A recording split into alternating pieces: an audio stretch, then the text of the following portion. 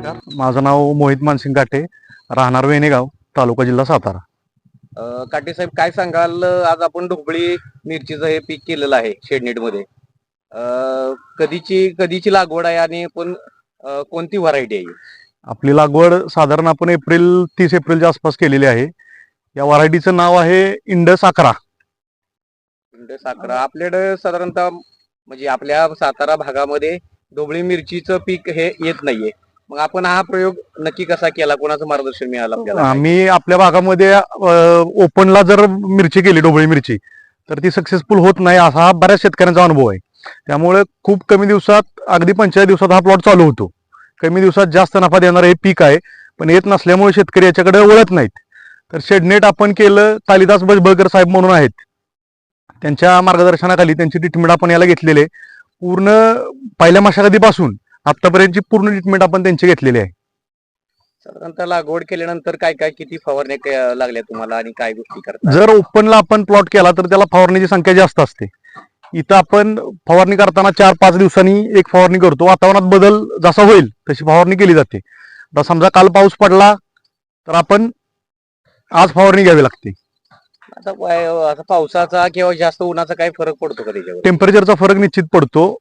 त्यामुळे शेडनेट हा त्याला प्रभावी उपाय आहे. 50% हे नेट आहे. टेपनेट आपण वापरलेला आहे वर, आणि बाजूला जे आपण नेट वापरलेलं ते शालिमार नेट आहे. आता किती क्षेत्र आहे आपलं हे टोटल? हे 25 गुंठ क्षेत्र आहे. 25 गुंठ क्षेत्रावरती आपण हे ढोबळी मिरचीचं पीक केलेलं आहे. हे करत असताना आपल्याला काही समस्या आले का, की पहिल्यांदाच करताय की अनेक वेळा केले तुम्ही? नाही, मी शेडनेट मधला हा प्रयोग पहिल्यांदाच केलेला आहे. याच्या अगोदर बाकीची पिकं आपण केलेली आहेत. मी स्वतः बीएससी वगैरे असल्यामुळे वेगवेगळे प्रयोग मी करत असतो. त्यातून हे केलं आणि पहिल्याच याच्यात आपल्याला चांगलं यश मिळालेलं आहे. आता साधारणतः आज तोडा चाललाय तुमचा, कितवा तोडा आहे आज?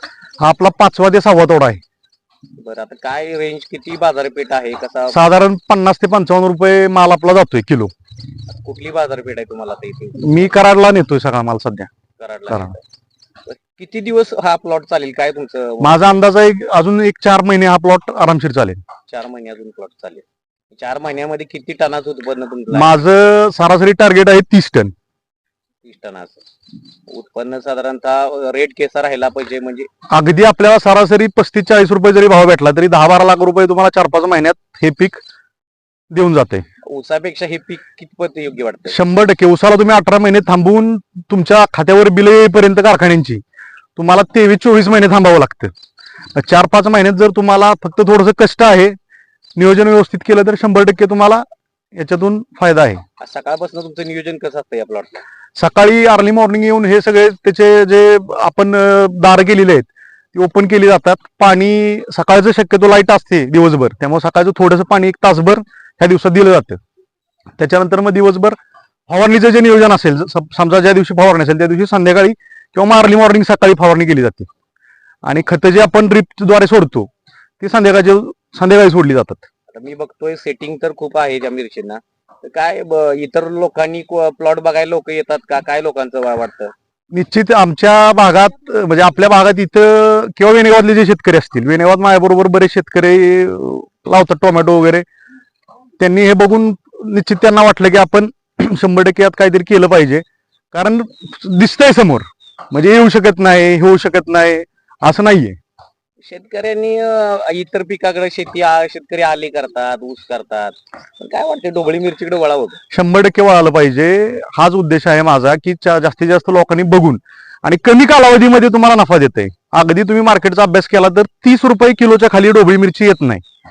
म्हणजे माझा एक अभ्यास मार्केटचा आहे, कमीत कमी 30 रुपये तरी तिला दर राहतोच.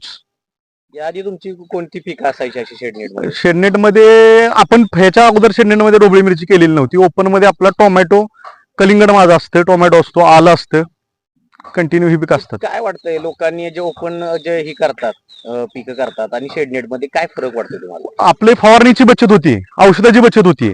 तुम्हाला ओपन मध्ये तुम्ही केल्यानंतर तुम्हाला जास्त फवारणी घ्याव्या लागतात. शेडनेट मध्ये असल्यानंतर तुमच्या फवारणीचा स्पॅन जो आहे तो वाढतोय.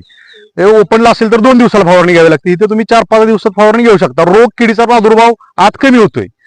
थ्रिप्सचा अटॅक मिरचीला जास्त होतो. आता आपल्या प्लॉटमध्ये एकाही ठिकाणी थ्रिप्सचा अटॅक नाहीये.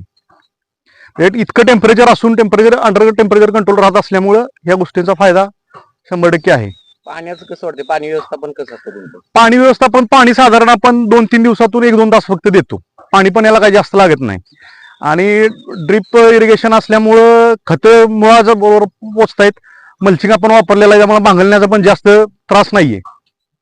आता मशागतीचा खर्च तुमच्या मते शेडनेट केलं की कमी असतो? हो. आता काय जे युवा शेतकरी आहेत, जे शेती करतायत, नवीन युवक, आता त्यांना काय संदेश द्याल तुम्ही?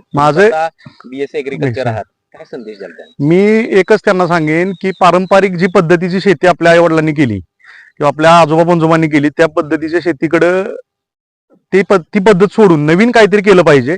कष्ट सगळीकडेच करायचं आहे, पण आधुनिकतेची जोड जर त्याला दिली तर निश्चितपणे त्याचा फायदा लोकांना होईल, शेतकऱ्यांना होईल, 4 पैसे मिळतील, एवढंच मी त्यांना सांगेन.